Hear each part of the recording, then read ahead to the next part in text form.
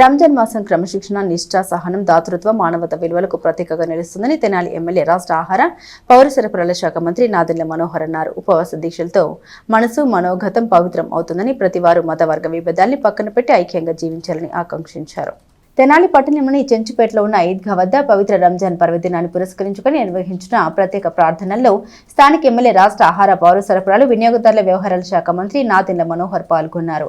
ఈద్గాకు చేరుకున్న మంత్రి మనోహర్ కు ముస్లిం మత పెద్దలు, స్థానిక ప్రముఖులు సాదర స్వాగతం పలికారు. ముస్లిం సోదరులతో కలిసి మంత్రి ప్రార్థన నిర్వహించారు. మతపరమైన ఆచారాలు, ప్రార్థన తర్వాత అక్కడికి వీచేసిన భక్తులతో సన్నిహితంగా ముచ్చటించారు. రంజాన్ పర్వదిన శుభాకాంక్షలు తెలియజేశారు. ఇటువంటి పండుగలు సమాజంలో ఐక్యతను బలపరచడంలో కీలక పాత్ర పోషిస్తాయని, రంజాన్ సందేశం శాంతి, సహనం, సేవాభావం అనే గొప్ప విలువల్ని అందరికీ తెలియజేస్తుందని మంత్రి మనోహర్ అన్నారు. ప్రతి కుటుంబం సుఖ సంతోషాలతో ఉండాలని, అల్లా ఆశీస్సులు అందరికీ లభించాలని ఆకాంక్షించారు. వారి సమస్యలు, అవసరాల గురించి ఆరా తీశారు. ప్రభుత్వ పరంగా అందించాల్సిన సహకార విషయంలో ముందుంటామని హామీ ఇచ్చారు. ఈ కార్యక్రమంలో స్థానిక ప్రజా ప్రతినిధులు, ముస్లిం మత పెద్దలు, మసీదు కమిటీ సభ్యులు, వివిధ రాజకీయ పార్టీల నాయకులు, కార్యకర్తలు, భక్తులు పాల్గొన్నారు.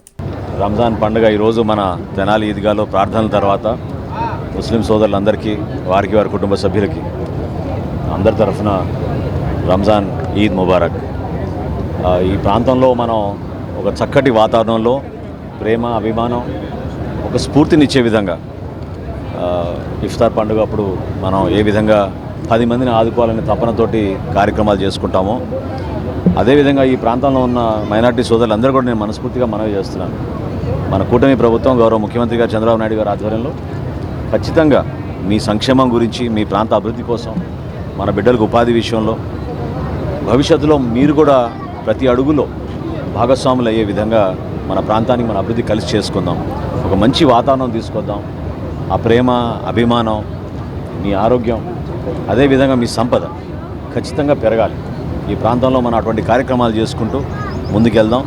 ఈద్గాలో గతంలో చేసిన అభివృద్ధి కార్యక్రమాలకి ఇంకా అభివృద్ధి చెందే విధంగా కొత్త ఆలోచనలతోటి ఒకసారి ఈద్గా కమిటీ అందరు పెద్దలు, జానీబాయ్ గారితో, మన ఇస్మాయిల్ గారితో, జాకీర్ గారితో అందరితో కూర్చొని ఒకసారి మాట్లాడుకొని వచ్చే రంజాన్ మాసానికల్లా మళ్ళీ ఇంకొకసారి ఈ ప్రాంతాల్లో అభివృద్ధి కార్యక్రమాలు చేయాలి. ఎందుకంటే ఈ స్థానం సరిపోవడం లేదు, ఈ స్థలం సరిపోవడం లేదు. చాలామంది పాపం రోడ్లపైన ఈరోజు ప్రార్థనలు చేసుకోవాల్సి వచ్చింది. ఏ విధంగా వాళ్ళకి ఒక చక్కటి ప్రార్థనా స్థలం ఏర్పాటు చేయగలుగుతాం ఒకసారి చూసి, తప్పకుండా రాబోయే రోజుల్లో ఆ ఏర్పాట్లు, వాటితో పాటు గతంలో కూడా అనేక సందర్భాల్లో నన్ను కోరారు బరియల్ గ్రౌండ్స్ విషయంలో. వాటి గురించి కూడా ఆల్రెడీ తహసీల్దార్ గారికి వాళ్ళకి చెప్పాను. ఆ కార్యక్రమం నిరంతరంగా జరిగే ప్రక్రియ అది. కానీ తప్పకుండా ఇటువంటి వాతావరణం పండుగ పూట మనందరం కలిసిమెలిసి ఉండాలి. సహృద భావంతో మన ప్రాంత అభివృద్ధి కోసం అందరం కలిసి పనిచేద్దామని పవిత్రమైన రంజాన్